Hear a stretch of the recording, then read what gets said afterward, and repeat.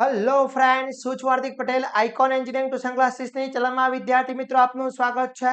Diploma semester 2 electrical બ્રાન્ચની અંદર જે સબ્જેક્ટ આવે છે એસી ફંડામેન્ટલ યાની કે એસી સર્કિટ, એના સુપર 40 ક્વેશ્ચન હું તમારા સમક્ષ રજૂ કરી રહ્યો છું વિદ્યાર્થી મિત્રો.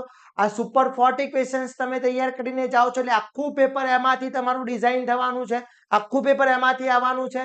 તો વિદ્યાર્થી મિત્રો, ચેનલ ઉપર નવા હોય તો ચેનલને સબસ્ક્રાઇબ કરી દેશો, બેલ આઇકોન ઓન કરી દો જેથી નવા વિડીયો આવે તરત જ નોટિફિકેશન આવી જશે. વિદ્યાર્થી મિત્રો, આપણું એક વોટ્સઅપ ગ્રુપ બનાવેલું છે. જો હજી સુધી તમે એમાં જોઈન નથી થયા તો ફટાફટ જોઈન થઈ જશો, જેની લિંક બાયોમાં મૂકેલી છે. પ્લસ એસી સર્કિટનો આખો કોર્સ મૂકેલો છે જેમાં તમને સુપર 40 ક્વેશ્ચન વિથ આન્સર એની અંદર ઇન્ક્લુડ છે. આમાં એમસીક્યુ નથી આવવાના. તમારી જે પેપર પેટર્ન છે 3, 4 અને 7 ની પેપર પેટર્ન રહેવાની છે. તો વિદ્યાર્થી મિત્રો, આપણે થિયરી અને એક્ઝામ્પલ જ આવવાના છે. તો કયા કયા થિયરી આવવાની છે, એક્ઝામ્પલ કયા આવવાના છે એ આપણે અહીંયા જોઈ લઈએ. આટલી વસ્તુ તમે તૈયાર કરીને જશો એટલે આખું પેપર એમાંથી આવવાનું છે. તો ફર્સ્ટ વાત કરીએ કે અલ્ટરનેટિંગ ઈએમએફ અને કેવી રીતના ઉત્પન્ન થાય છે તેના વિશે સમજાવવાનું પૂછી શકે છે, મોસ્ટ આઈએમપી છે. પછી નીચેના ટર્મ સમજાવવાના છે, સાયકલ, ફ્રીક્વન્સી, પછી વેલ્યુ, મેક્સિમમ વેલ્યુ, ફેક્ટર અને પીક ફેક્ટર, મોસ્ટ આઈએમપી આ તમને પૂછી શકે છે.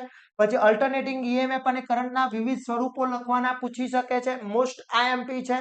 આરએમએસ અને એવરેજ કિંમતના સૂત્રો સાબિત કરવાના, મોસ્ટ આઈએમપી છે. ખાસ કરી લેજો, આરએમએસ વેલ્યુનો મોસ્ટ આઈએમપી છે.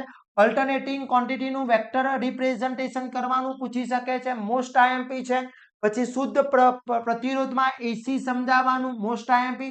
શુદ્ધ ઇન્ડક્ટરમાં એસી અથવા શુદ્ધ કેપેસિટર, આ ત્રણમાંથી એની એક વન ફાઇનલ આવશે ને આવશે. ક્લિયર? એના પછી આરએલ સિરીઝ સર્કિટ અને તેના વેક્ટર આકૃતિ દોરીને સમજાવવાના છે. જે વેક્ટર ડાયાગ્રામ છે આકૃતિ દોરીને સમજાવવાનો છે વિદ્યાર્થી મિત્રો. પછી આરએલ સિરીઝ સર્કિટ અને તેના વેક્ટર આકૃતિ દોરીને સમજાવવાના છે. આરએલસી સિરીઝ સર્કિટ એના વેક્ટર એટલે આરસી, આરએલ અને આરએલસી ત્રણમાંથી કોઈ બી આવી શકે છે, બે આવી શકે, એક આવી શકે, ફાઇનલ આવશે. ખાસ કરી લેજો વિદ્યાર્થી મિત્રો. એના પછી સિરીઝ સર્કિટ માટે કોઇલ ક્યુ નું ફેક્ટર સમજાવવાનું પૂછી શકે છે, most and very most IMP છે.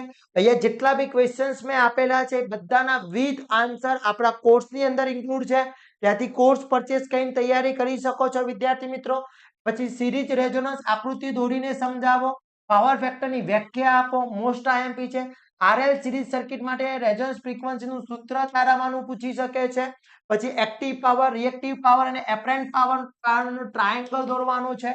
જે ટ્રાયેંગલ છે એ દોરવાનું પૂછી શકે છે, મોસ્ટ આઈએમપી છે.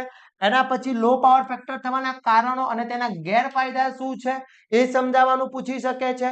પાવર ફેક્ટર સુધારવાની રીતો અને તેના ફાયદા શું છે પાવર ફેક્ટરના. ઓકે. એના પછી સ્ટેટિક કેપેસિટર અને સિંક્રોનસ મોટર વચ્ચેની સરખામણી કરો, બંનેની તમને કમ્પેરિઝન પૂછી શકે છે, મોસ્ટ આઈએમપી છે. એના પછી નેક્સ્ટ વાત કરીએ, વેક્ટર અથવા ફેઝ મેથડ સમજાવો. Okay.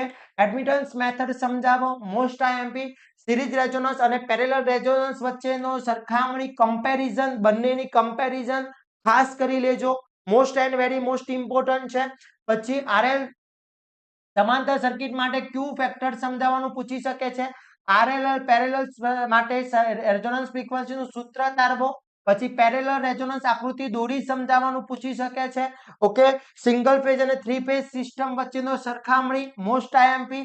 Three phase alternating voltage generate થવાના કારણો શું છે. પછી સાબિત કરો કે થ્રી ફેઝ વોલ્ટેજ સરવાળો હંમેશા શૂન્ય હોય છે, 0 હોય છે. સ્ટારમાં વોલ્ટેજ અને કરંટનું રિલેશન સાબિત કરવાનું પૂછી શકે છે, very and very most important છે. અને ડેલ્ટામાં વોલ્ટેજ અને કરંટનું રિલેશન સમજાવવાનું પૂછી શકે છે.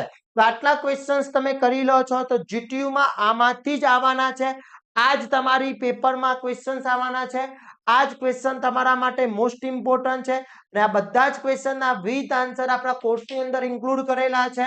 તો વિદ્યાર્થી મિત્રો, રાહ જોવાની નથી, આટલા ક્વેશ્ચન કરી લેશો જેથી તમારું આખું પેપર કવર થઈ જવાનું છે. તો આવા જ નવા વિડીયો સાથે નવા દિવસે મળીશું. ત્યાં સુધી વિદ્યાર્થી મિત્રો મને રજા આપશો. જય હિન્દ, જય ભારત.